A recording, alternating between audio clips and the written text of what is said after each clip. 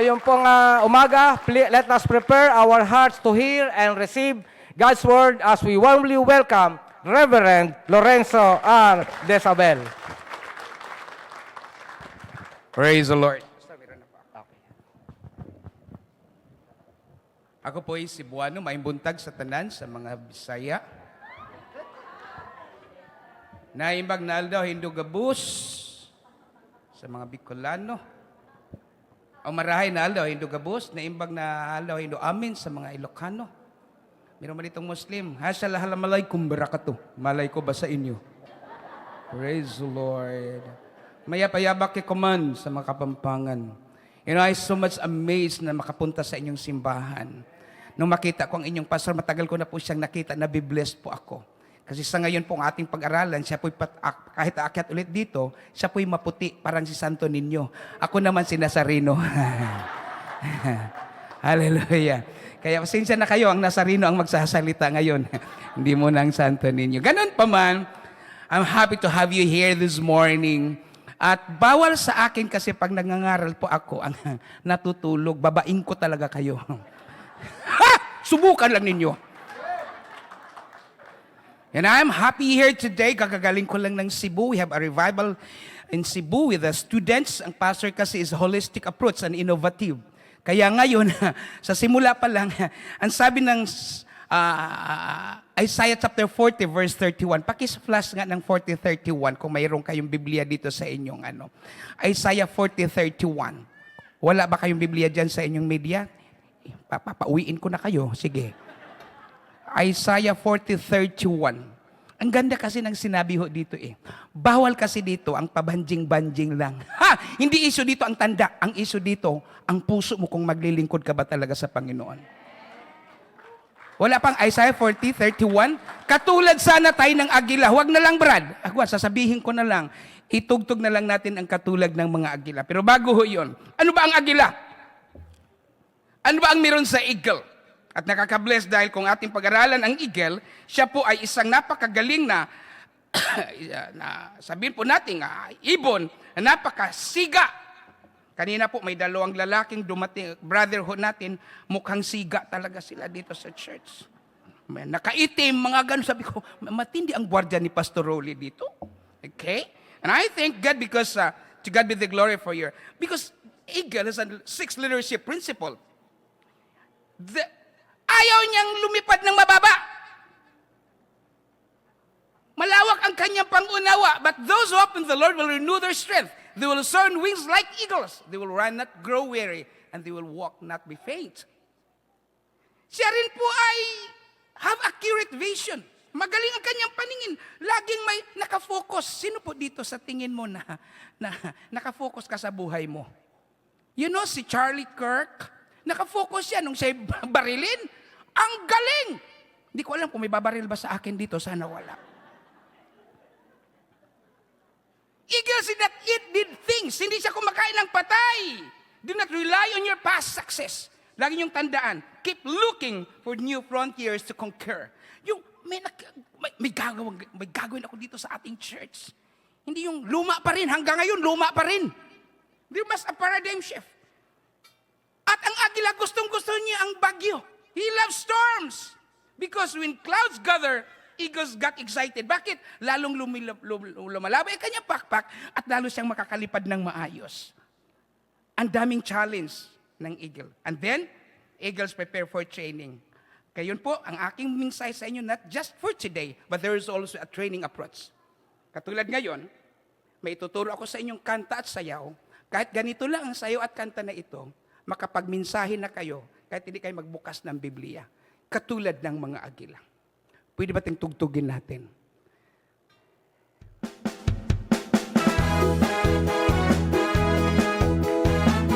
Stop muna. Stop muna, stop. Pag isang pito, sabay-sabay tayo. 2 pito, sabay-sabay upo. Pag mahuli ka, ibig sabihin, tulog ka. Ha? Tingnan natin, ha? Sige. Ulitin ko, 1 pito, sabay-sabay tayo.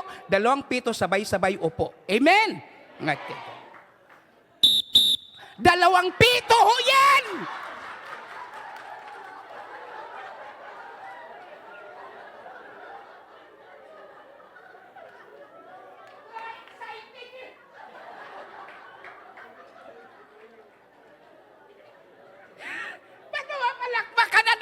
nagsimula eh. Maghanda kayo ng tubig, sister, ha? May tubig ka dyan, ha? Okay. Amen? Okay. May nahuli, ha? Play. Praise the Lord.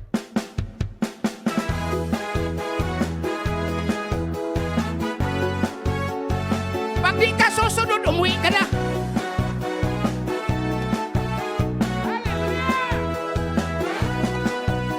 Katulang mga ilang tayo ay lilipad.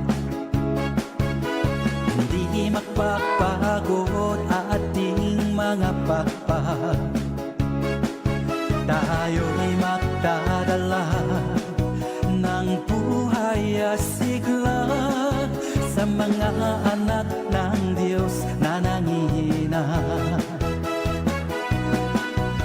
Katulang mga gila, tayo ay lilipad. Hindi magpapagod ating mga pakpak. Tayo'y magdadala ng buhay at sigla sa mga anak ng Diyos na nangihina. Halika na, humayo na, ipahaya ang tagumpay niya. Halika na, ang magdala kalakasan, siya presensya niya. Ngayon ang panahon, di na uso ang magpaksulay. Ngayon ang panahon ng pagpapalit loob sa Kanya. Sama-sama na magpuri sa ngalan niya, at ang kawan ng diablo ay tupukin na. Halika na, humayo na, ipahaya ang tagumpay niya. Halika na, ang magdala kalakasan, siya presensya niya. Sayaw!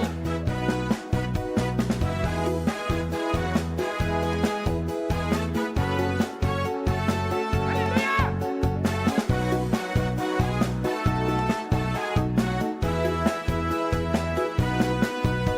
Ngayon ang panahon, di na uso ang magpaksulay. Ngayon ang panahon ng pagpapalit loob sa Kanya. Sama-sama na magpuri sa ngalan niya, at ang kawan ng diablo ay tupukin na. Halika na! Halika na, humayo na, ipahaya ang tagumpay niya. Halika na, ang magdala kalakasan, siya presensya niya. Kalakasan, siya presensya niya.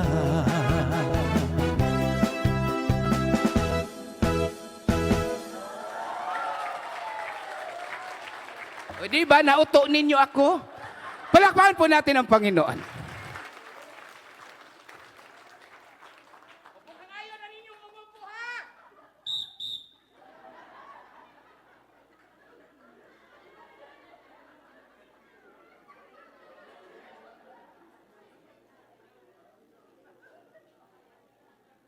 Pastor Rolly, pwede bang bumaba na ako? Tapos na eh. And I have the water, anak. And I thank God today na masaya po ako. Bakit? Kitang-kita ko yung malusog na katawan. Ang galing sumayaw. Ang galing! Isang buwan lang, mga yayat ka talaga. Pa ako lagi dito, sister. And I thank God. Why? Because there always joy in serving the Lord. Huwag kayong maglingkod kung di kayo masaya. Sino dito ang may asawa? Itaas ang kamay. Pag yung may taas sa kamay mo, matay asawa mo, sige ka. Taas!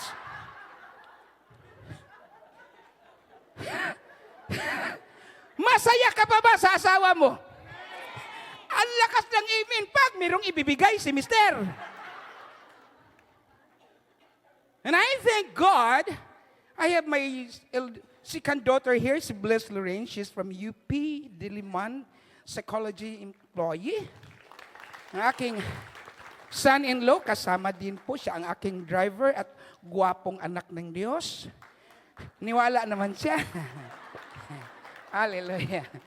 Katunayan mga kapatid, wala talaga akong planong magpastor. Yun po. Ilang karuso ang natapos ko. Ang plano ko talaga mag-artista. Ayaw naman ninyong maniwala. Sa mga impyerno kayo. I was graduated in International Theater Institute sa Romania. So naging director po ako ng Channel 4 sa Balintataw TV production.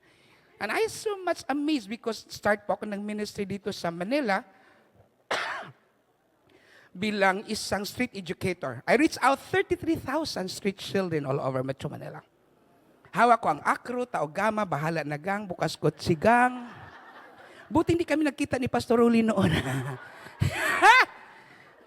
Rugby boys, Solvent boys, and 40 of them became pastor. At ang 40 na yan, some of them are there supporting our ministry. Sino po? At the same time, ang saya pag sigurado kang tinawag ka ng Diyos magpastor. Sino dito ang gustong magpastor? Ako lang din ang tumaas. Ano kayo? Impostor. Sino dito ang mga papa, ang mga father, mga lulo? Tas ang kamay. Kayo are the pastor in your family. Kayo ang pastor sa inyong tahanan.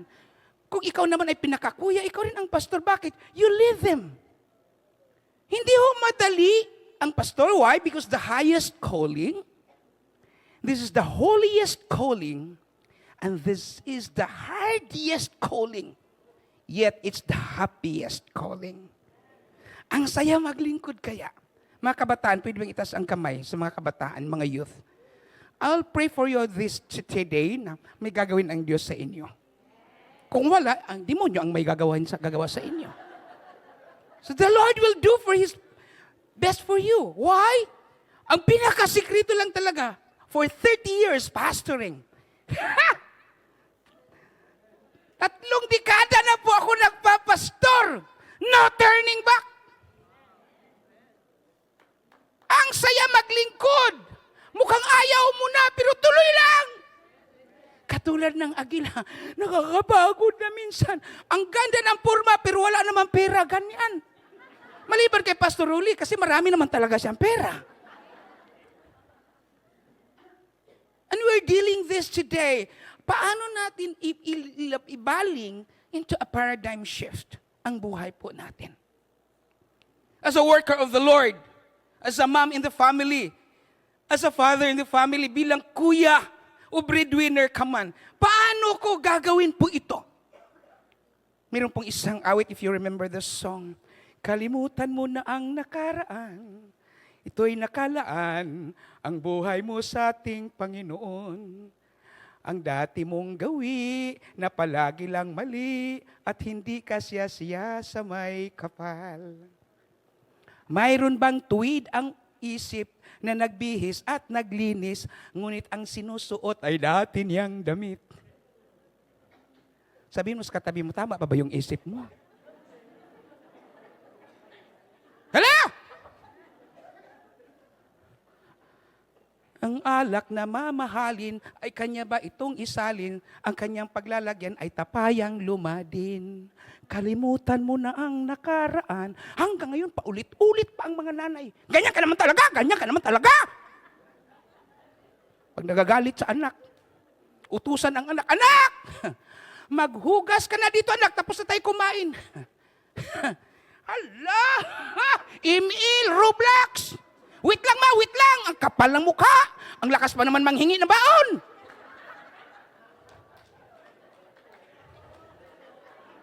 Wala yan dito sa atin sa ibang simbahan ho, yun. Sa iba. Hindi lang yun. You know, introduction pa lang ito, hanggang anong oras ba ako? You know, di mabilis lang po talaga. Ang 45 minutes ang ibigay sa akin, gawin ko na lang 15 minutes. 5 minuto na lang bababa na po ako. O, tingnan mo sister, ang lakas ng tawa mo. Sinasabi ko sa iyo eh. Magkaiba ang totoong love sa lust. Ang love, 1 John 4:8, God is love. Amen. Sino talagang mahal niya si Lord? Pwede nga. Totoo? Yes, dito malakas ang yes, dito wala ganong yes. Mukhang nubanda rito. Mahal natin talaga si Lord. Amen? Yan po ang totoong love kay Lord. Agape love. Pero itong mga kabataan, hindi agape love. Lust. Landi. Di pa katapos, nagmamadali. Third year pa lang, here comes the bride, 3 months inside.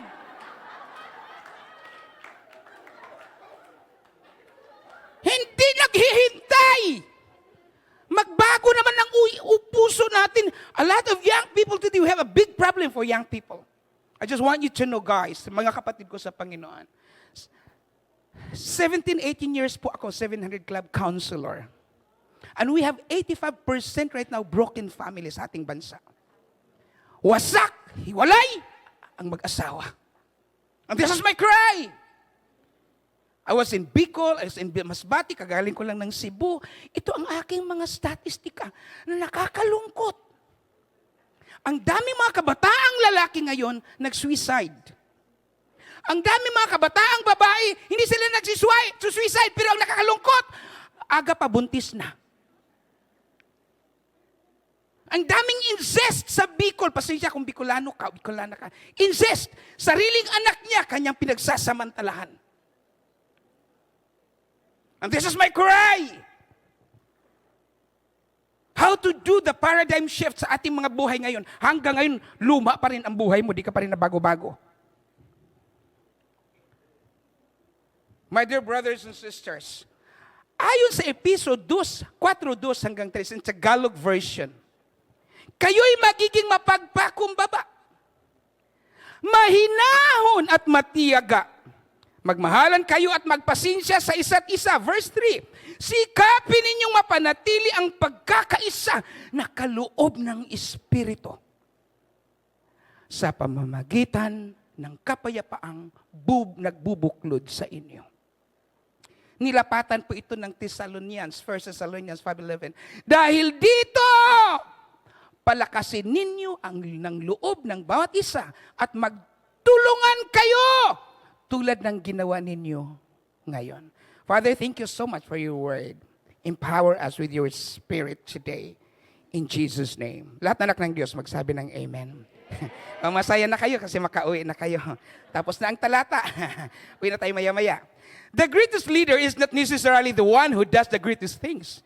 He is the one that gets the people to do greater things. Yan po ang leader. Yan ang tagapanguna. Hindi puro utos. Alam niyo, an important change if we speak about paradigm happens when the usual way of thinking about or he gets a lot or doing something is replaced what? By a new and different way. That is paradigm shift. Yung nagbago ba? Hello? Medyo malusog ka ng kaunti. Gusto na magpapayat, ganyan. May payat naman, gusto na magpalusog, mga ganon. Hallelujah! Hindi lang ho yun. Kulot ang buhok niya, gusto magpa-straight. Straight ang buhok niya, gusto pakulutin. Mga ganon! Hindi lang yun! Medyo maitim ang mukha niya. Bilisan ng pampaputi sa mukha. Kasi kulay nga niya maitim. Nakalimutan niya ang liig niya, di nalagyan. Puti ang mukha, itim ang liig. Isama na ang liig! Amen! Amen! There's a paradigm shift. Church growth is not a simple matter. Amen? Sunod po, yan. It's not a simple matter. Why? Number one, because all individuals and churches are different. Magkakaiba po tayo. Ang simbahan ninyo dito, mga social ata kayo dito eh. Kasi pa-aircon-aircon. Tapos may pagani-ganito kayo. Ang gwapo ng pastor ninyo. Eh, pastor namin, ako doon, medyo maitim. Pagpupunta ako sa aking mga, I have 150 families of Dumagats doon sa bundok ng Bulacan. I have Etas and Mangyans. Nakakatuwa habang nagre-reach out because ang aming church is love the unlovable, care for the needy, and reach the unreached. Kaya ang saya dahil kami po, ang church po namin ay bigla nang dumadating ang tunat-tunuladang bigas. Hindi naman kami nanghihingi. Natuloy, ipakain namin sa mga walang bigas. Kayo dito, marami kayong bigas, din ako nagdadala. Meron kaming walang katapusang kaloob ng isang jacket na nagtitinda. Puro, yan, may jacket kami pinamimigay. Kahit hindi ako si Willie, namimigay po kami ng jacket. Galing po sa Japan. Amen, dalhan ko sana si Pastor Ruli, mukhang lagi naman siyang nagja-jacket. Individuals and church are different, magkakaiba. Because all pastors also do not have the same capabilities. May kanya-kanya, sabi ni Pastor Roli kanina, di kasi ako katulad ni Pastor. Natural, magkakaiba tayo, ibang magulang natin. Mayaman ka ako, di gaano, ganon. Palakpakan natin ang Panginoon. Pero ang punto dito, I thank God for your pastor. Stricto, diretsuhan. Nagchat-chat, ang kulit! Dapat dalawang pastor, ang mga ganito pastor, maglagay ka na ganito. Ang galing! Sistema, order, and I salute to that. Yung may kaayusan ba? Hindi suntok sa hangin. Mga miyembro dito, papanta sa church. Nakasimangot. Subukan mo, sampalin talaga kita pag kita. Punta ka simbahan, nakasimangot ka, nakakahawa yan! Maplagdati mo sa church. Kamusta kayo? Ganyan!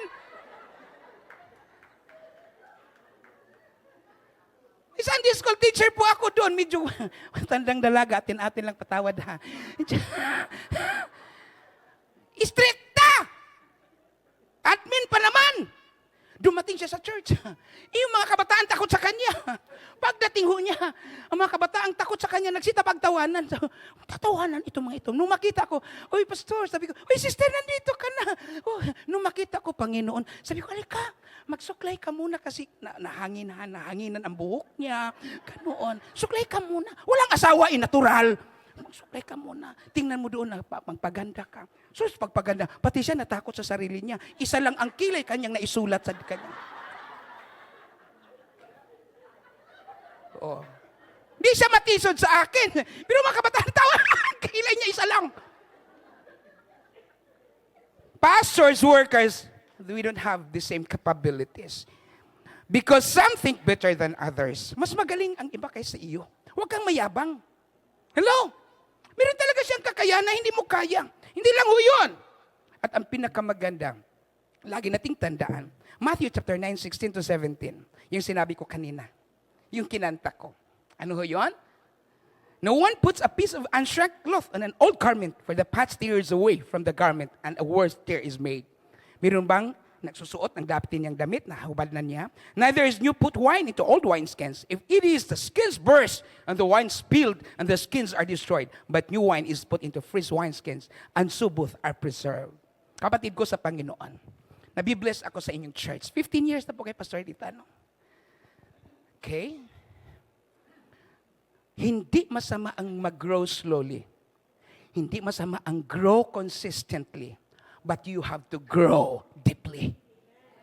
Hindi matitisurin. Hindi lang mapansin. Ayoko na dyan, mamansin ang mga church. Hello? Pag mangutang ka, magbayad ka! Hindi man masama ang mangutang, pero magbayad ka naman! Ang daming nangungutang pag nakasalubong na bulag, nabingi, di na napapansinin. Salamat na lang, wala yan dito sa church ninyo.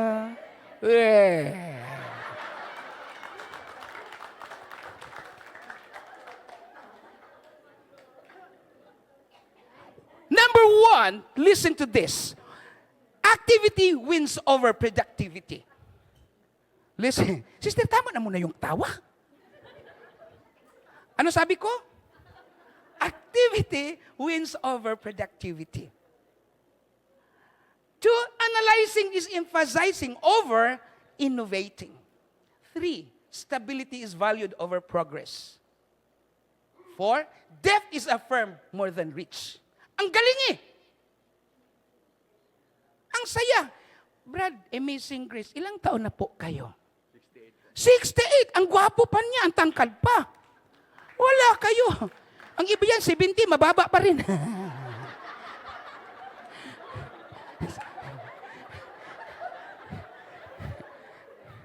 Hindi. Pero nakakatuwa, hindi kasi sa height. Sa lalim. Yung naiintindihan mo kung talagang ikaw ay tinawag ng Diyos as a Christian. Ang sabi kanina ni Pastor, I don't care about sa aking mga natatapos. I care about that I am a servant of God. Ako'y anak ng Diyos. Tanungin mo yung katabi mo. Sabi mo, ikaw ba'y anak ng Diyos? Hindi nga. Sige nga. Sige nga. Titingnan natin kung anak ka ba talaga ng Diyos. Ang anak ng Diyos hindi nalilito. Pag nalilito ka, delikado ka kung kanino ka anak. Ang lakas talaga ng tili mo, sister, ha? Ganun talaga ang tili. O, sabi ko sa iyo, eh, hindi talaga mapigil. Amen? Okay. Ang kaliwang kamay, itaas, ibaba. Pag hindi ka susunod, bahala ka sa buhay mo. Turo, ganyan. Turo, hinto, turo. Yan. Ha? Hindi ganyan, sister. Turo lang. Hindi nakikinig eh. Okay, hinto muna. Itong kanang kamay square. Yan. Okay? Sabay-sabay. Ako'y hindi magulo. Ako'y hindi magulo. Ako'y...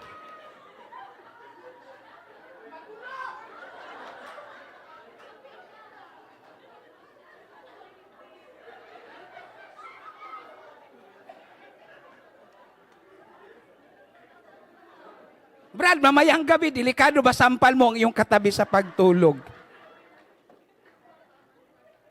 Ang ating church nakaka-bless. Una, naniniwala ako na alagaan dito para maging alagad, hindi para alagain. Ang iba ang tanda na. Di lang mapansin, inaalagaan pa. Pastor, bisitahin mo kami, Pastor. Ha? Katunayan po, kung ako lang dito, kung inyong pastor ay awayin ninyo, sabi ko nga sa kanya, kukunin kong pastor, kahit magkano sweldo, susweldohan ko doon sa amin.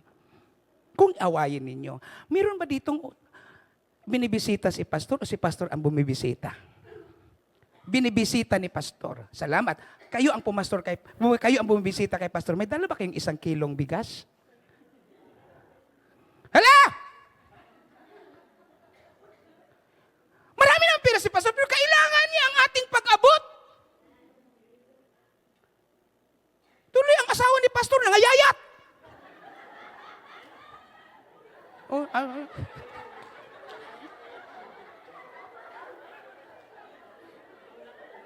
May tubig ba yan? Bigyan ng tubig. Nangayayat. So nakaka-bless kasi na we love our pastor. I mean, alagaan para maging alagad, hindi para maging alagain. Hindi ibig sabihin si pastor alagain, kundi si pastor natin nag-aalaga. Huwag kayong bumisita kay pastor na dalawang patuwid na. Pagdala na lang kayo, pag ng bulaklak, pagpatay na. Pero minsan man lang, mga magulang, makinig kayo. Ang mga anak ba ninyo, pumupunta ba sa bay? Mama, ay, pupunta mga anak, may pera ka ba dyan, ma? Sabi ko nga sa mga anak ko, pagkukunin ako ni Lord, kasi maganda talaga kukunin. Actually, 2 years ago, na-aksidente po ako sa Commonwealth. Nagmotorsiklo ako ng single, binanggap ako ng isang kotse. 14 po ang tahi nitong ulo ko. may fracture akong dalawa sa dibdib. Nawala na ako sa kalagayan ko. Ang sarap pala, pastor. Ang saya pala pag nandoon ka na sa presensya ng Lord. Kung magkakaibigan kita nung close, pupuntahan talaga kita, sabihin ko, Pastor, Rolly, mauna ako ng kaunti ha, basta ikaw nang sunod. Ay, patawa-tawa kayo, di ko lang kayo kakilala. Pupuntahan ko rin kayo. Sabi ko sa anak ko, kailan lang nagpa-picture kasi ako, magkasal kasi ako ng aking anak na panganay this coming October sa Cebu. Nagpa-picture ako, ganda ng isusuot ko talaga. Ay, gwapo ko talaga. Sabi ko, anak, picturean mo ako ng kaganyan. Ganyan, nakangiti ako, anak, ganyan. Nak, pag kukunin ako ng Lord, huwag mong walain yan ha. Palakihan mo yung tarpaulin talaga. Tapos ilagay mo doon sa katabi ng aking kabaong. Tapos lagyan mo sa baba. Ikaw ang susunod. Ewan ko kung dadalaw kayo sa akin.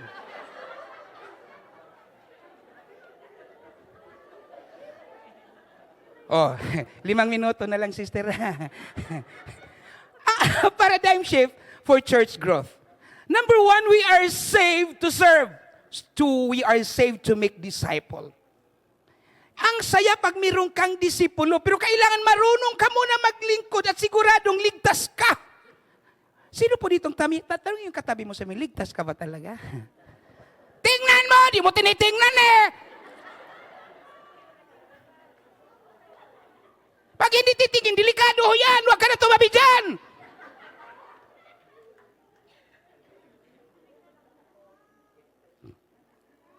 Bilisan ko na. Number 2 na lang, anak. From ministering to the crowd to focusing on the few. Maganda ang magministeryo, pero ang ganda rin pag nakafocus ka sa one-on-one ministry. Hello? Kung may kaibigan kayo, kasama sa bahay, Acts 16:31, Joshua 24:15, for as for me and my house, we will serve the Lord. Kung hindi pa sila nakakilala, ipagbahagi ninyo ang salita ng Diyos. Pero ano ang sikreto? Liwanag at asin ka. Hello? Meron kang isang toothbrush na lang. Tapos ginamit ng iyong asawa. Di ibigay mo na lang sa kanya. Kung ayaw mo, di gamitin mo ulit kayong dalawa. Alam niyo, ang asawa ko kasi full denture. Wala man siya dito, may anak naman siya dito. Naiinggit ako sa kanya. Bakit? Alam niyo, pag nag-toothbrush siya, kinukuha niya, ang dali, ang bilis!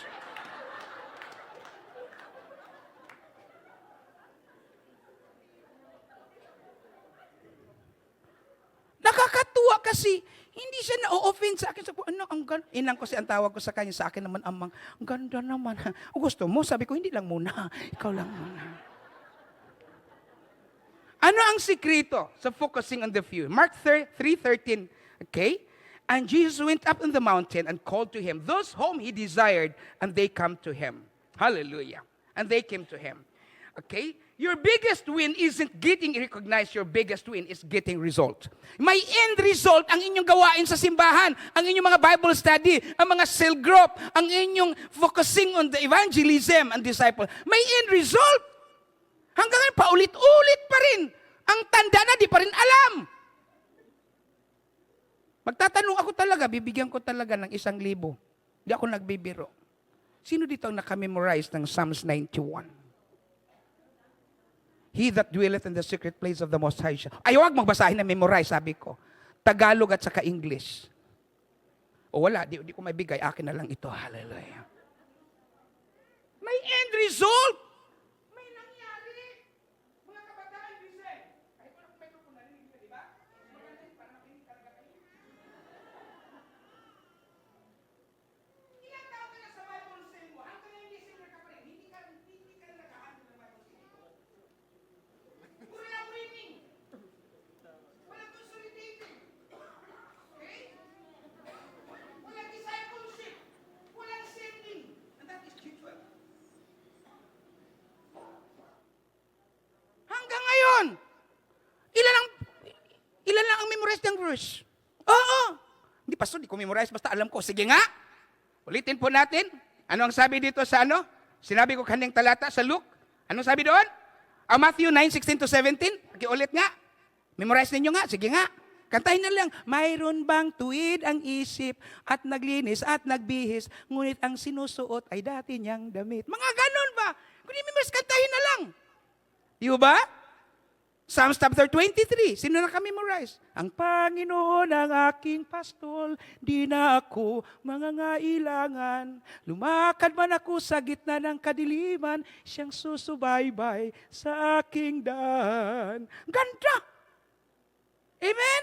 Hindi, pag mayroong kakatakot, ay, matakot, mamatay na tayo. Di, mamatay ka na.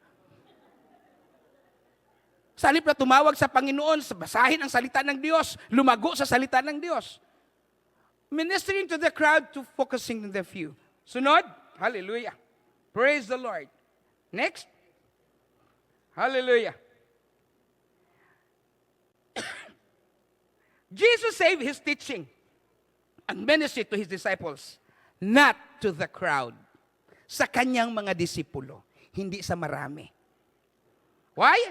Matthew 28:18-20. Ano po ito? Ano ito? The Great Commission. Amen? Humayo! All authority given to you on earth has been given to me. Go therefore and make disciples in all nations, baptizing. So, ibig sabihin, humayo. Hindi lang sa 4 na kanto ng simbahan. Ang tagal mo na sa church. Di ba kayo magkasawaan? Kayo lang lagi. Sister, mag-prayer meeting tayo. Ay, hindi man lumalago. Ulitin ko, wala yan dito sa church ninyo, baka sa labas lang. Pastor Nunoy, nag-ministry po ako doon sa Bicol. So I reached out. So tumiri ako doon sa isang bubong na kalahati lang ang bubong ng simbahan, ng kanilang maliit na simbahan. Habang nagpipray ako doon, madaling araw, hallelujah, Lord, ayusin mo ang simbahang ito, magkaroon ng bubong. Hallelujah. Ito po'y sa Pasakaw, sa Bagulataw, Camarines Sur. So pagkatapos, madaling araw, iniwan kasi ako ng kasama kong pastor. Ako lang na mag-isa. Pray ako ng pray. Ko, Lord, maya-maya may 3 tao nasa likod ko. Nakatayo, may mga baril. Okay. Lugar pala ng puro NPA yun. May 3. Ha! Kaya pagbalik ko doon, sama ko kayo. First madaling araw. Kasi I always pray 3 o'clock. Next, madaling araw, pray ako, Lord, kumanta ako. Tinagalog, binikol ko yung ako nagta-translate kasi ng song. The steadfast love of the Lord. Pagkamuot mo, mayunin katapusan. Asin pagkahirak nin kagurangnan. Yan danay na bago. Siring sa kaagahon. Masasarigan ka, O Diyos. Masasarigan ka. Inulit ko, maya-maya may 10 ng lalaki sa likod ko. Sinabayan din ako ng kanta. Di man nila alam. Pag tayo ko, pagkatapos mag-pray, uy, kumusta po kayo? Uy, wala lang ako dito mapakain. Mag-init tayo dito, may init tubig, magkapiho kayo. Ay, hindi na lang po. Ikaw ba ang pastor dito? Sabi ko, hindi. Nagmi-mission na ako. Ang pastor umalis, iniwan lang ako dito. Katunayan po, pastor, kahapon pa kami nagbabantay sa iyo dito. Ako ang kanilang binantayan. Sige po, salamat sa pagbantay ninyo. Pagkasunod, pangatlong umaga, 50 na sila. After a week, sinarado nila ang kapilya ng Katoliko, inayos nila ang simbahan ng aking hinihitinitirahan. Ang problema, ayaw na nila kong pauwiin. After 2 weeks, sabi ko, magpaalam na ako kasi yung aking anak nag-aaral, maganda pa naman ang anak ko. Ang aking, may nag-amen anak, amen, praise the Lord. Okay. Ang aking asawa, lalo na. Sabi ko, may pamilya din ako. Babalik lang ako pag na may panahon na po ako pakabalik. Sabi niya, Pastor, kung wala ka lang sinabing pamilya, ayaw ka naming pauwiin. Mga NPE pero umiiyak dahil gusto nila ang salita ng Diyos. And after that, na ang last, sa Camarines, merong yung meron tayong sa Assemblies of God. Iwan kung nakarating ka ba doon, Pastor? Just kailan ba yon? Just this year. Nagkaroon tayo ng activity sa Camarines Sur. So, nagkita kami doon, 300 na po sila na malaki na ang simbahan doon. Kaya, sister, malakas ang amen mo. Ako na mamasahe sa'yo, sama tayo doon. Ha? Yan po, from ministry program to ministry process. Meron tayong Don't Watch Prayers, hanggang naging team of intercessors, may mga training kayo, at nagiging teachers na, may mga C-leaders, nagiging pastors na, kung halimbawa, meron kayong School of Prophetic Ministry, naging prophetic team na. Alam ninyo, nagkaroon tayo ng mission ministry na. And I thank God. Why? A missionary church is a growing church. Pag hindi kayo nagmi-mission, hindi, bansot talaga kayo. You have to do missions. Hindi lang ang church, kundi ang inyong pamilya. Hayo kayo. Kung meron kayong mga kamag-anak sa ibang lugar, puntahan ninyo. Share the goodness of God. Amen? Ang kabutihan ng Diyos, ika'y tapat sa aking buhay. Ika'y mabuti magpakailanman. Hanggat ako ay nabubuhay, aawitin ko ang kabutihan ng Diyos.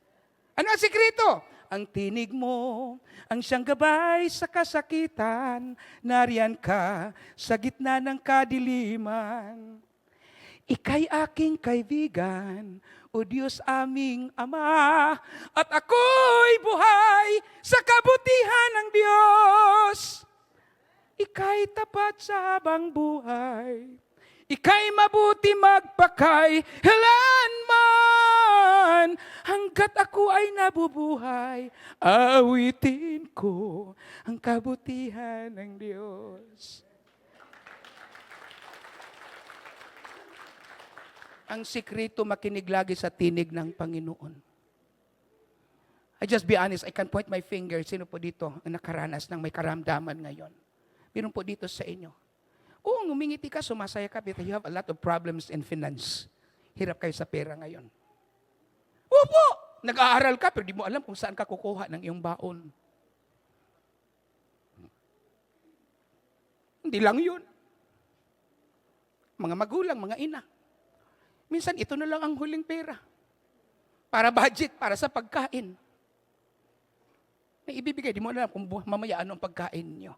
But God is a God who is there, who provides our needs. Hindi kayo iiwan, hindi kayo pababayaan. Ang sabi ng song, kailanman, Jesus, ako'y di mo iniiwan. Kailanman, Jesus, di mo pinabayaan. Nagkulang man ako, pag-asa'y na sa'yo, aking Jesus, naririto ako. Ikaw, Jesus, ang tangi kong yaman. Sa buhay kong ito'y wala nang ibang maaasahan dito sa puso ko at maging sa isipan, di ka ipagpapalit kailan pa man. Di nagpapabaya ang Diyos. From discipleship, faithfulness to leadership, fruitfulness. You know what to measure? Number 1, number of leaders, not number of members. Number of leaders, not number of members. Number 2, tithers, not tithes. Iniisip lagi, yung tithes, yung tithers, yung nagbibigay. Hindi issue ang ibibigay. Number 3, number of people discipled, not evangelize. Madali mag-ibanghelyo, pero ilan ang nadisipulo? Sino ang mga sumusunod sa iyo? Number 4, small group attendance, not Sunday service attendance. Kumusta ang inyong mga small groups, ang inyong mga Bible cell group? Dumadami ba? O kayo-kayo pa rin? You have to move to the next level of faith and fight for it. Know what to measure. Dito na ako mag-end. Your church doesn't become stronger by what you do. Your church becomes stronger by who you empower. Who you empower. Just be honest with you, people of God here sa church. Alam niyo yung mga ngiti, yung lakas ng tawa, it encouraged me, sister. Why? May mga panahon kasi kayo yung malakas. Ang dami yung pag-iyak kaya minsan ngayon sa sitwasyon ng ating bansa. Plano ko nga, mag-apply na ako sa DPWH.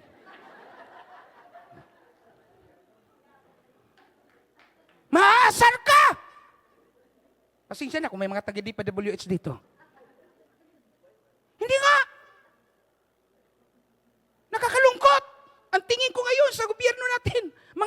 tao sila lahat. Patawarin mo ako ng Diyos, pero yun na eh. We pray more. 2 Chronicles 7:14. If my people who are called by my name humble themselves, pray, seek my face, turn from their wicked ways, then I'm a God from heaven who will heal their land and forgive their sins. Pag-pray natin ang bansa natin. Ako'y umiiyak lagi pagdating sa bansa natin. Why? Na makaahon pa tayo. Ito mga kabataan natin, makatapos pa sila sa pag-aaral. Yung si Abraham, yung apo ni pastor. Lord, makatapos ito, Lord. Dalangin ko, magtutuong manggagawa ito.